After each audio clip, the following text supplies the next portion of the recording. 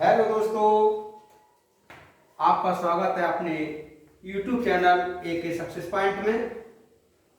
और हम इसमें अब तक चला रहे थे वर्गमूल और घनमूल पर आधारित कुछ प्रॉब्लम्स। उसी के आगे एक प्रॉब्लम्स आती है ये, जैसे यदि किसी संख्या और उसके वर्ग का योग 182 है तो वह संख्या क्या होगी। उसने कहा एक कोई संख्या है, मान लीजिए वो संख्या a है, एक तो ये संख्या और इसके वर्ग का योग और इसके वर्ग का योग अब 182 है, बताइए संख्या क्या होगी। तो आसान सा तरीका है, a square plus a minus 182 बराबर 0। इन सवालों के लिए हम विकल्प से भी हल कर सकते हैं और गुणनखंड बनाकर भी हल कर सकते हैं। 182 जो हमें दिया है इसके फैक्टर कर लें, ये 7 से कटेगा 13 बार, यानी इसके फैक्टर हो गए 13 गुणा 14। अब 15 तो ऑप्शन हो नहीं सकता क्योंकि इसके फैक्टर में कहीं 15 नहीं आ रहा है। दूसरा 91 भी आंसर नहीं हो सकता क्योंकि अगर 91 का वर्ग करेंगे तो ये 182 से बहुत ज्यादा हो जाएगा, ये दो तो ऐसे ही कटे। 28 ऑप्शन नहीं हो सकता क्योंकि इसमें से 28 इसका फैक्टर बन ही नहीं सकता। अगर हम 28 का वर्ग कर दें तो यही वर्ग इससे ज्यादा होगा, इसलिए ये भी नहीं हो सकता। केवल आंसर होगा 13। देखो करके देखते हैं, 13 का वर्ग प्लस 13 माइनस 182, ये हुआ 169 प्लस 13 माइनस 182, 182 माइनस 182 और ये हुआ 0। अर्थात जो संख्या होगी वह संख्या होगी 13। देखिए नेक्स्ट क्वेश्चन आता है,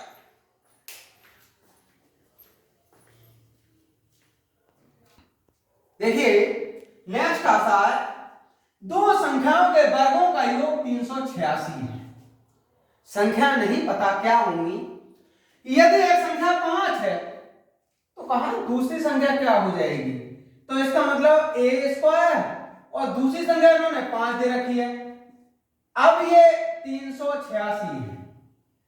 जैसे उसने कहा दो संख्याओं के वर्गों का योग 386, अगर एक संख्या 5 है तो इसका मतलब हमने एक संख्या तो 5 ले ली और एक a मान ली, इन दोनों के वर्गों का योग 386 है।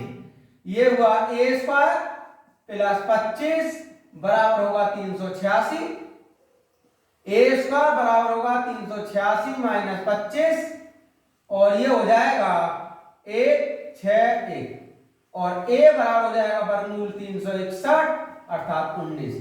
तो वह जो संख्या होगी दूसरी वाली वह संख्या होगी 19। देखिए नेक्स्ट क्वेश्चन है ये, तीन संख्याओं का अनुपात 1 2 3 है। यदि इनके वर्गों का योग 126 है तो वे संख्याएं क्या होंगी।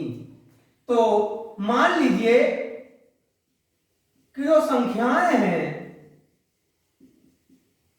वो x 2x और 3x है, क्योंकि हम संख्याओं को एक अनुपात के ही क्रम में मानेंगे।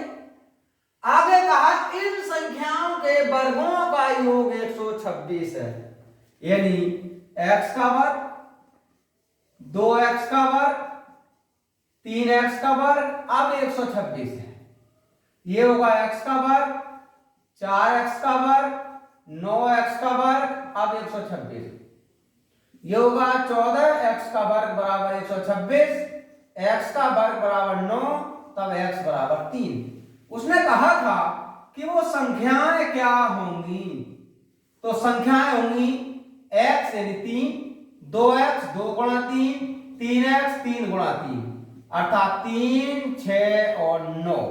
वे संख्या 3 6 और 9 होंगी। देखिए नेक्स्ट क्वेश्चन आता है, देखिए नेक्स्ट क्वेश्चन है ये, वह संख्या कौन सी है जिसमें उसके वर्ग को जोड़ने पर परिणाम 240 आ जाए। तो ऐसे सवाल आपसे पहले भी कई बार आ चुका है।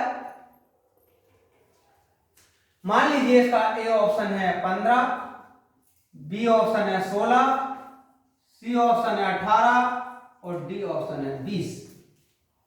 इनमें देखनी है ये संख्या कौन सी होगी जिसमें उसके वर्ग को, मान ली संख्या ए है, इसमें इसी का वर्ग जोड़ने पर ये 240 आनी चाहिए। अब इस 240 के हम टुकड़े बनाते हैं। 240, 120, 60, 30, 15, यानी इसे हो जाएगा 15 गुणा 16। अब वो संख्या इन्हीं दोनों में से कोई सी होगी, चाहे तो 15 हो या 16 हो, 18 और 20 तो हो नहीं सकती। अब देखना इन दोनों में से कौन सी कहें हम, तो ये देखते हैं कि इन दोनों संख्याओं में से इस समीकरण को कौन सी संख्या संतुष्ट कर रही है। पहले 15 लगाकर देखते हैं।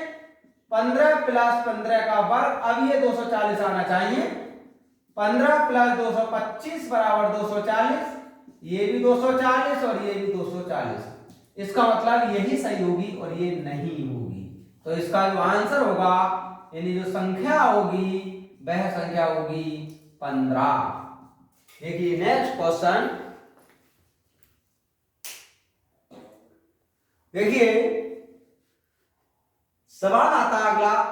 किसी प्राकृतिक संख्या के वर्ग के 3 गुने में से, मान लीजिए कोई संख्या ए है या एक्स है, इसके वर्ग के 3 गुने में से उस संख्या के 4 गुने को घटाने पर, इस संख्या के 4 गुने को घटाने पर प्राकृतिक संख्या से 50 अधिक आती है। ये इस संख्या से भी 50 अधिक आती है। फिर सुनिए, किसी प्राकृतिक संख्या के वर्ग के तिगुने में से, हमने मान ली वो संख्या x है, तो x के वर्ग के तिगुने में से उस संख्या के 4 गुने को घटाने पर, उसी संख्या के x के 4 गुने को घटाने पर प्राप्त संख्या, जो संख्या प्राप्त होती है उस प्राकृतिक संख्या से 50 अधिक है, यानी x से 50 और जोड़ दें तो ये बराबर आ जाती हैं। अब ये हो जाएगा 3x square minus 5x minus 50 बराबर 0। 50 का 3 का गुणा 150, 150 के टुकड़े कर लें तो ये हो जाएगा 3x square minus 15x plus 10x minus 50। यहां से 3x कॉमन लिया, x माइनस 5, 10 कॉमन लिया, x माइनस 5, यहां से होगा x माइनस 5 और ये होगा 3x प्लस 10। ये संख्या तो हो नहीं सकती, तब x माइनस 5 बराबर 0, तब x बराबर होगा 5, यानी जो प्राकृतिक संख्या होगी वो संख्या होगी 5। देखिए नेक्स्ट क्वेश्चन, देखिए ये सवाल बहुत आसान सा ही है, जबकि एसएससी सीजीएल में पूछा गया है। उसने कहा 100 से कम किसी भी धनात्मक संख्या का वर्गमूल जिन संख्याओं के बीच होता है वे क्या है, इनमें से कोई एक ऑप्शन सही होगा। तो पहले तो हमें यह ज्ञात होना चाहिए कि 100 से कम जो धनात्मक संख्या होगी वो होगी 81, क्योंकि 81 का ही वर्गमूल न हो सकता है, बाकी वो बीच की संख्याओं का वर्गमूल पूरा नहीं होगा। तो 100 से कम संख्या होगी 81, 100 से कम जो वर्ग संख्या होगी वो होगी 81। अगर यहां से हम 81 का वर्गमूल ज्ञात करेंगे तो ये आएगा प्लस माइनस 9, यानी जब प्लस माइनस 9 आएगा तो ये प्लस माइनस 9 0 और 10 के बीच तो हो नहीं सकता, क्योंकि इसका जो मतलब होता है ये होता है 9 और माइनस 9। 0 और माइनस 10 के बीच भी नहीं हो सकता, ये केवल माइनस 10 और प्लस 10 के ही बीच होगा। तो इसका सही आंसर होगा माइनस 10 और 10। देखिए नेक्स्ट क्वेश्चन आता है दो संख्याओं का गुणनफल 32 है। मान लीजिए संख्या ए और बी है, तो इनका गुणनफल 32 है, उनका औसत 6 है। तो संख्याओं का जो औसत होता है वो a प्लस बी बटा 2, ये 6 है, तो a प्लस बी बराबर हो जाएगा 12।